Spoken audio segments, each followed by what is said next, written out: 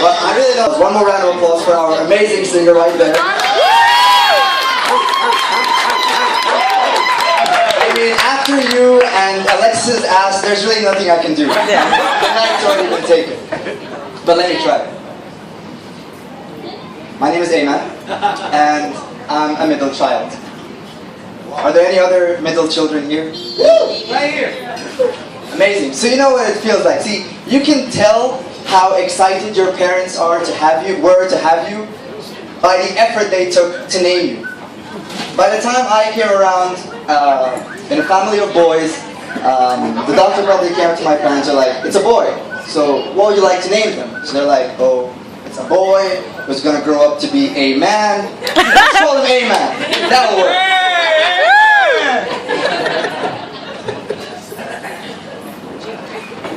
If it's not enough that I get a lot of grief because of my name, I also get grief because of my language.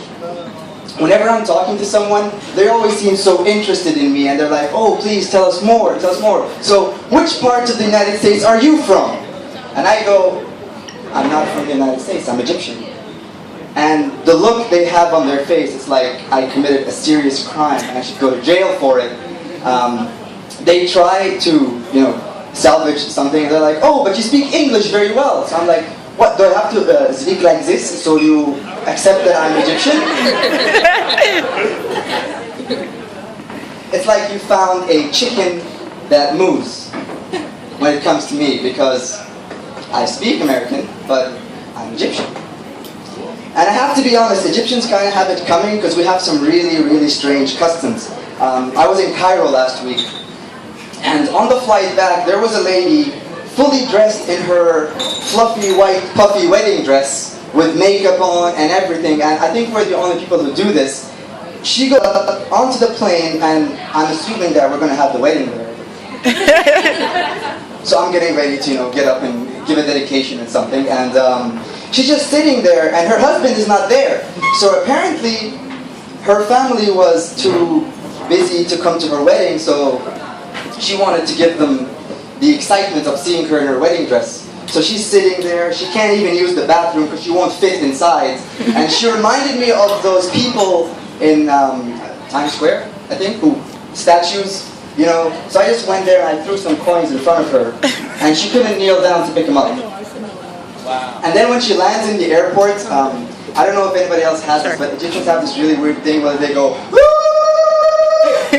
when somebody gets married. It doesn't even have a name in English. It's like yodeling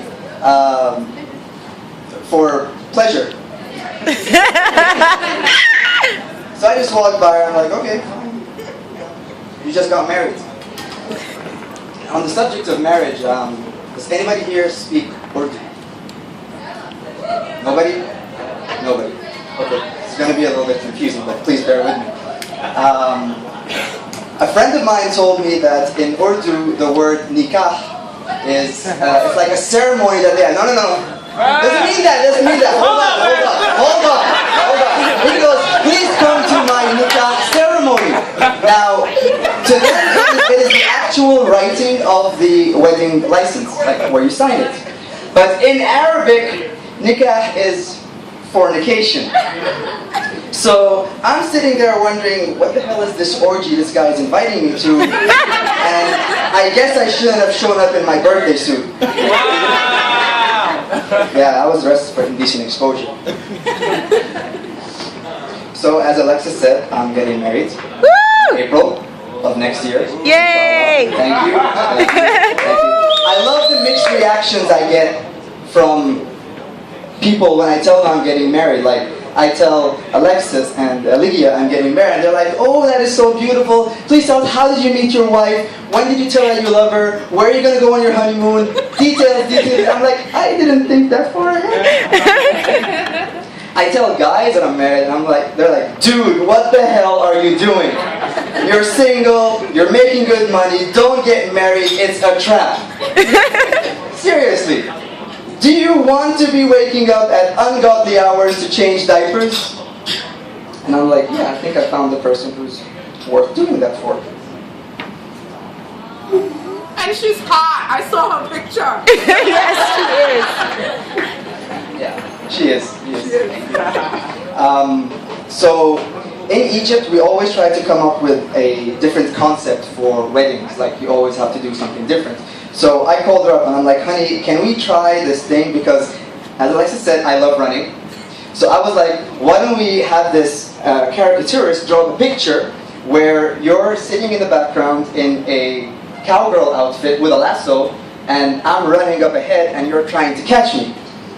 So she goes, but why do you want me to look like I'm denying you your freedom? And I'm like, honey, because technically you are. You know, I guess I'm probably the only person who can say this. When I was in Thailand, I was sexually molested by an elephant. Wow.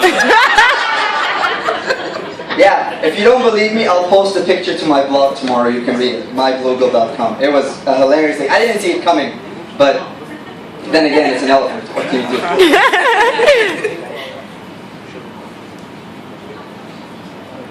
The guys tell me that marriage is difficult, and I think it's going to be difficult for me to adjust to the fact that there's going to be somebody else in the house with me. I live alone right now, and I still lock the bathroom door when I walk in because I value my privacy. You know, if somebody decides to rob me on the 7th floor, I want to know that I'm secure in my own little privacy bubble. And I come from a family that does not believe in borders. Yeah, I'd be in the bathroom and somebody would knock and be, dude, I need to use the bathroom. I'm like, I'm in here. They just want to use the sink. I'm still in here and I'm on the toilet.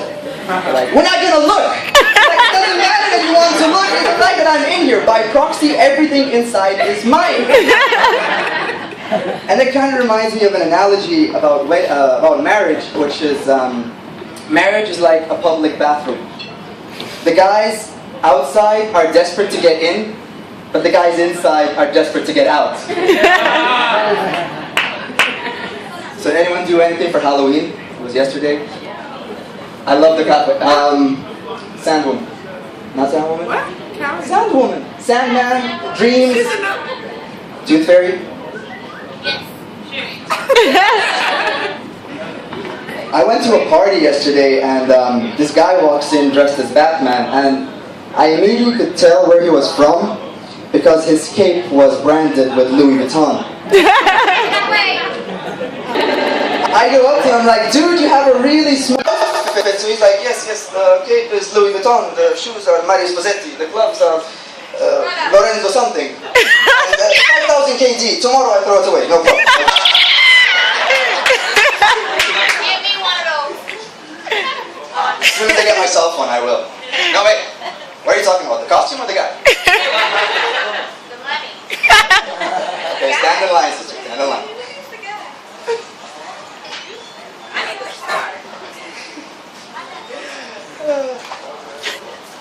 So Halloween in Kuwait, or as I call it, every other day of the freaking week. You've been to the malls here, you've seen the warrior paint that these women put on their faces when they're going out, like they're part of some Amazonian tribe that is trying to kill every man or, you know, capture someone.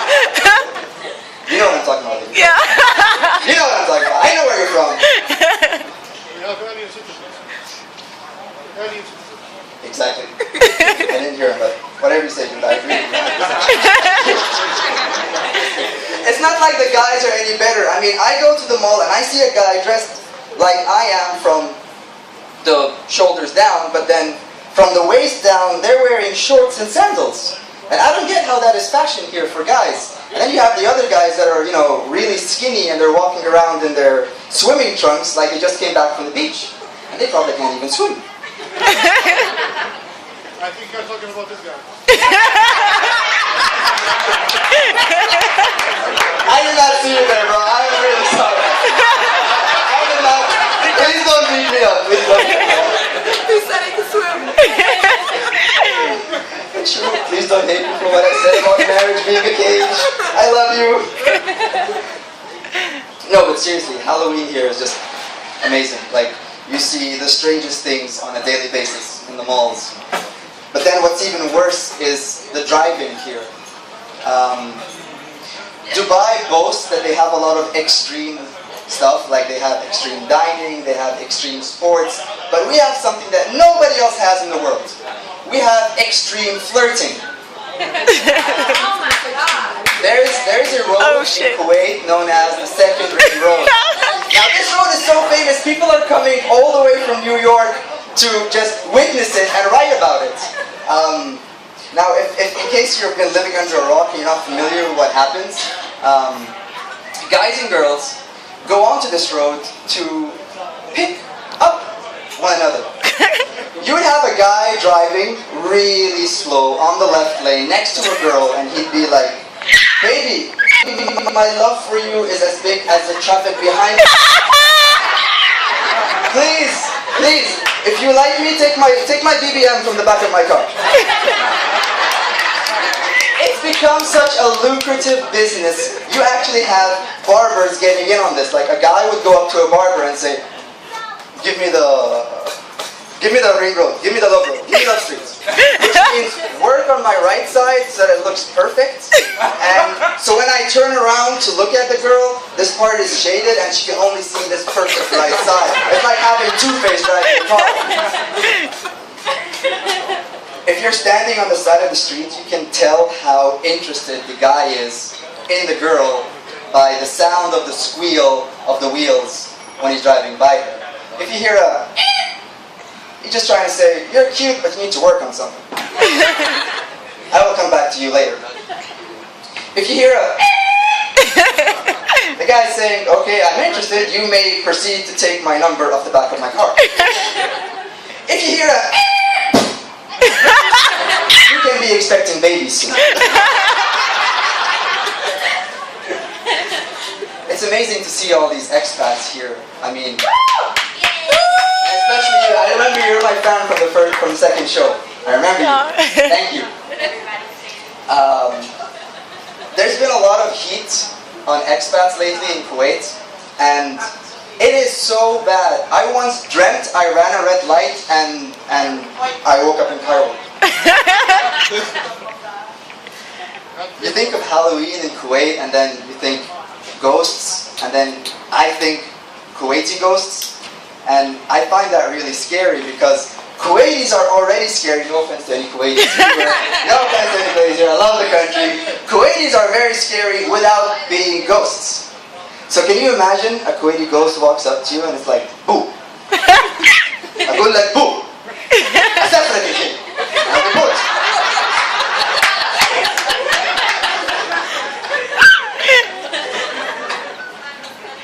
So let's end on a high note. Thank you very much for your time. Yay.